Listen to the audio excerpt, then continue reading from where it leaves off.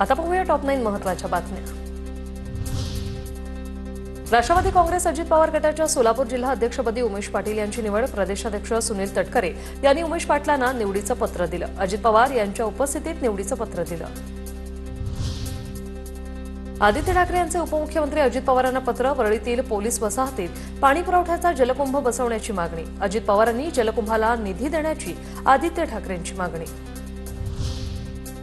उत्तर प्रदेशच्या कौशांबीत महादेव जानकरांना पोलिसांनी अडवलं। धनगर समाजाच्या पीडित कुटुंबियांना भेटण्यासाठी जानकर जात होते। पीडित कुटुंबियांचं प्रकरण दाबलं जात असल्याचा जानकरांचा आरोप।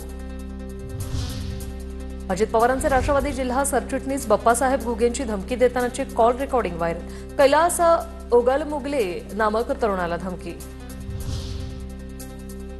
पुण्याच्या कुंडमळा पूल दुर्घटना प्रकरणी चौकशी समिती स्थापन। चौकशी समितीत 6 जणांचा समावेश।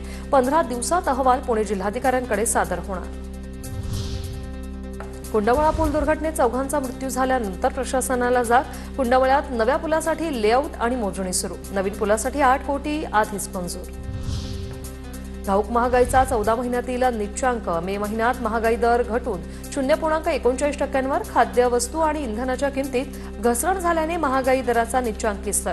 जागतिक पातळीवर भू-राजकीय तणावामुळे महागाईत वाढ होण्याची भीती। आगामी जनगणनेचा खर्च 13,000 कोटींवर 2 टप्प्यात होणार जनगणना। केंद्र सरकारकडून काल अधिसूचना जारी। नाव, लिंग, वय, शिक्षण, रोजगार, प्रवास अशा संदर्भातील विविध 36 प्रश्न जनगणनेत विचारले जाणार। संत तुकाराम महाराजांच्या पालखी सोहळ्यासाठी पोलिसांचा बंदोबस्त। पालखी प्रस्थान सोहळ्यासाठी पिंपरी चिंचवड पोलिसांचा बंदोबस्त।